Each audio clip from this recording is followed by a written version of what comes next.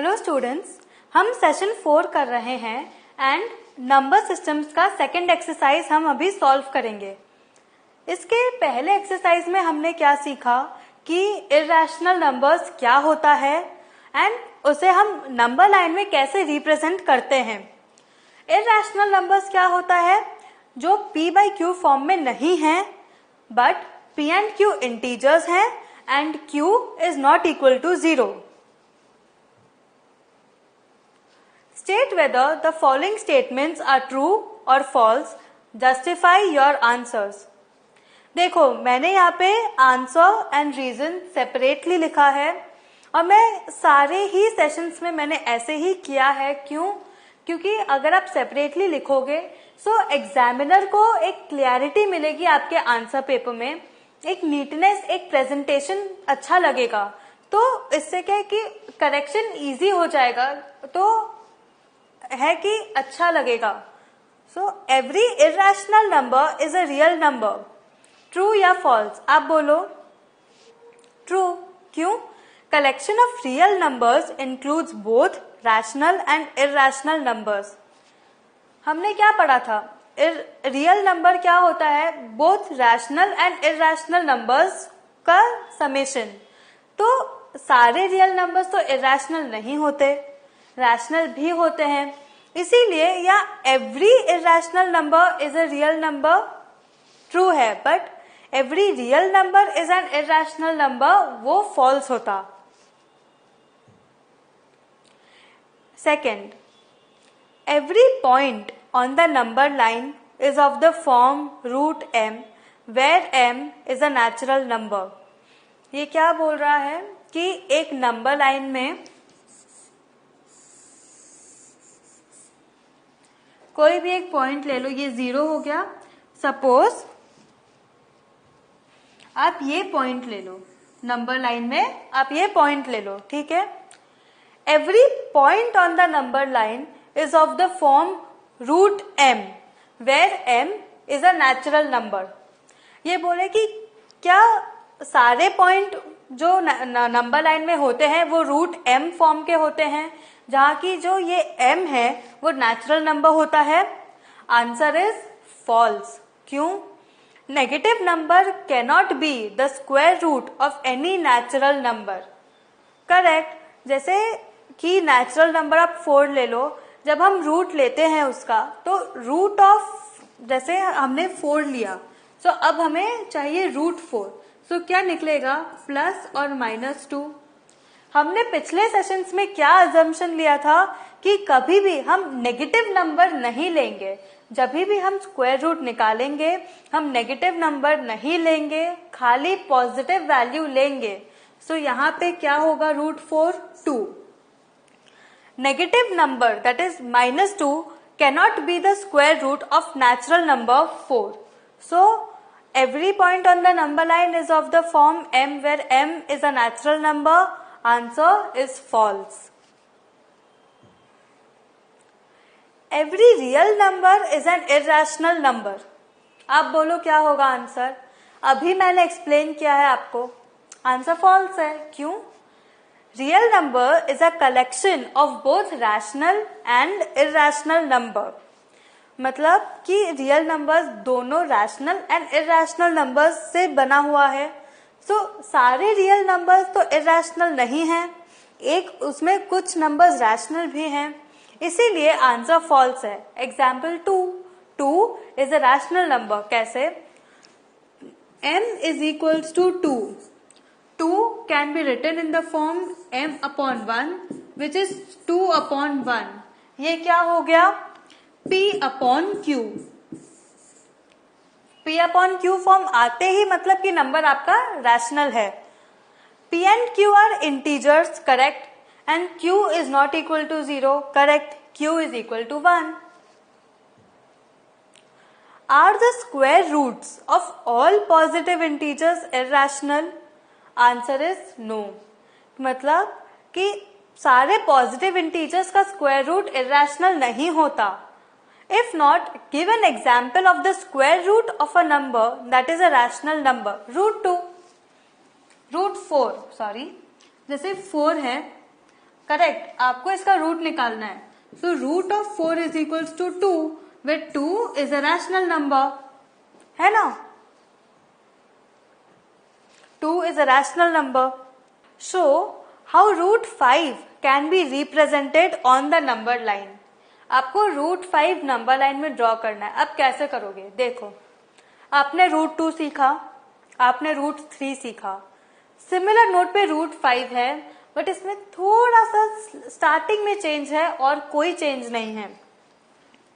आप एक पहले नंबर लाइन बनाओ।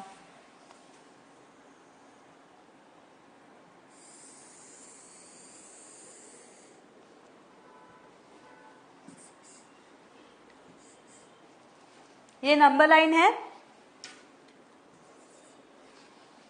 ये 0 है। अब रूट 5 के लिए आप नंबर लाइन पे 2 सेंटीमीटर्स ले लो।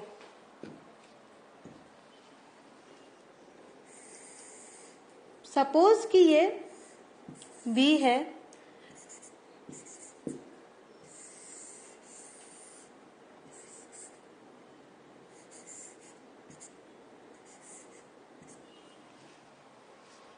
हमने रूट 5 के लिए 2 सेंटीमीटर्स का लाइन लिया है, जहां पे 2 सेंटीमीटर्स की लाइन को हमने ओ बी लिखा है, where O A is 1 centimetre and A B is 1 centimetre. अब आपको क्या करना है कि फिर से आप परपेंडिकुलर ड्रॉ करो पॉइंट बी पे।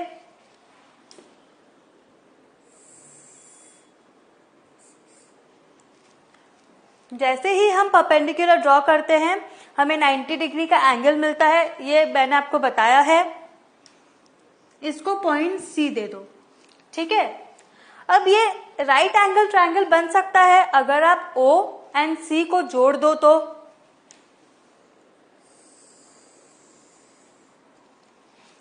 ये राइट एंगल ट्रायंगल बन गया, बट ये ध्यान में रखो कि जब का बी एंड सी है वो 1 सेंटीमीटर का होना चाहिए। जो बी सी जो परपेंडिकुलर है that should be of 1 centimetre only, but your base O B should be of 2 centimetres. अब आपको ओ सी हाइपोटेन्यूज ओ सी का वैल्यू निकालना है। अब कैसे निकालोगे? आप बोलो, हमने अभी सीखा था पिछले सेशन में पाइथागोरस थ्योरम से। सो we'll write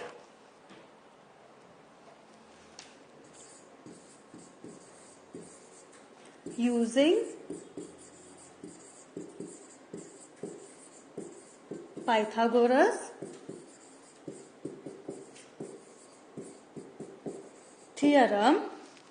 पाइथागोरस थ्योरम क्या बोलता है? Square of the hypotenuse should be equal to the sum of the both sides of the triangle. Square of the hypotenuse should be equal to the square of the sum of the both sides of the triangle. That is, OC square is equal to OB square plus BC square. Correct? हमने यही पढ़ा था last session में। OC की हमें value पता नहीं है, ओ बी यहाँ 2 है, 2 + 1। अब आप बताओ ये सही है या गलत? गलत है। क्यों? क्योंकि ओ बी 2 सेंटीमीटर है। ओ बी स्क्वायर क्या होगा?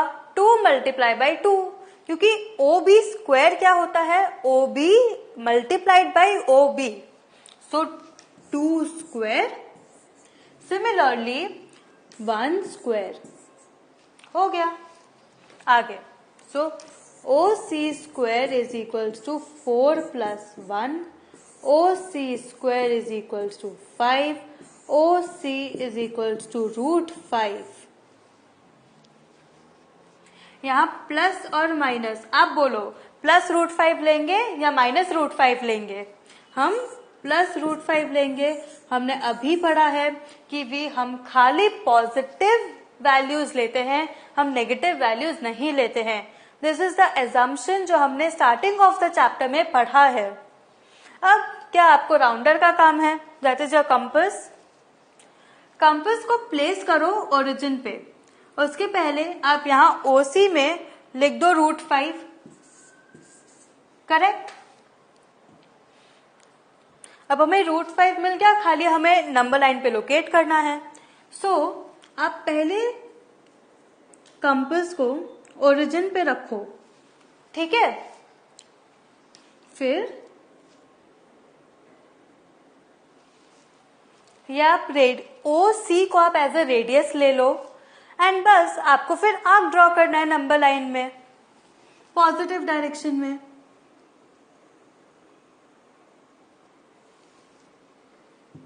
देखो हो गया, दिस इज योर √5।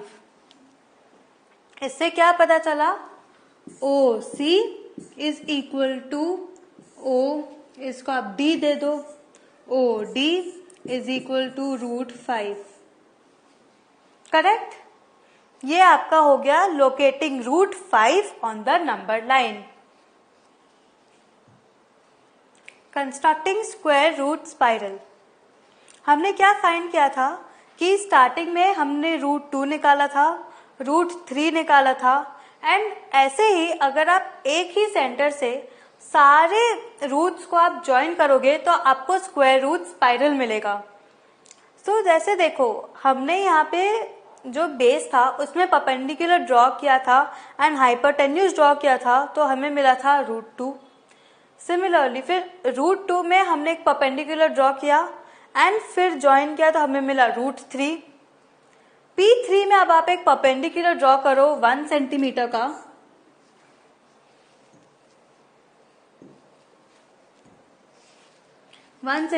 का, एंड उसको ओरिजिन से ज्वाइन कर लो तो आपको मिलेगा √4।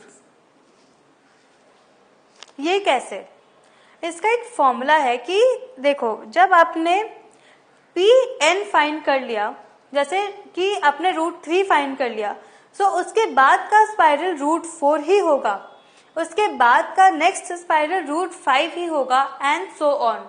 ये है constructing the square root spiral. Steps देख लेते हैं। Draw a square of 1 centimetre, ये हम √2 फाइंड आउट करने के लिए कर रहे हैं। Find the length of the diagonal using the Pythagoras theorem. You will get √2 as the length of the diagonal, जैसे कि मैंने बोला। Construct a perpendicular to the diagonal of 1 centimetre, मतलब कि वो जो हमें डायगोनल मिला था वो पॉइंट पे आप एक परपेंडिकुलर ड्रॉ करो। Join the perpendicular to the origin, O पे ज्वाइन करो। फिर using Pythagoras theorem find the length of the new diagonal formed, जो हमने किया था पहले। फिर प्रोसेस को ऐसे ही रिपीट करो। तो ये स्टेप्स की जगह एक सिंपल फॉर्मूला भी है कि you can locate √n for any positive integer n after √n-1 has been located. हमने क्या देखा था, देखो हमने √2 फाइंड किया था, √2 के बाद √3 फाइंड किया था। सो यहाँ पे root of n-1 is 2 and root of n is 3, correct. √n is equals to 3, so root of n-1 is 2, correct. ऐसे ही या फिर आप बोल सकते हो n is equals to √3 and n-1 is equals to √2। हमने ऐसे फाइंड आउट किया। ऐसे ही आप कर सकते हो कि locate √n for any positive integer after √n-1 has been located. So what have you learn today, हमने क्या सीखा, हमने एक्सरसाइज किया, √5 को नंबर लाइन पे कैसे लोकेट करते हैं हमने सीखा, एंड स्पाइरल रूट का स्पाइरल कैसे फॉर्म करते हैं हमने वो भी सीखा। नेक्स्ट क्लास में हम आगे चैप्टर के में बढ़ेंगे, तब तक आप समझ लो। कुछ नहीं समझ में आए तो सेशंस में वापस जाओ, स्लाइड्स में पीछे जाओ, समझो एंड फिर एक्सरसाइज सॉल्व करो। Thank you.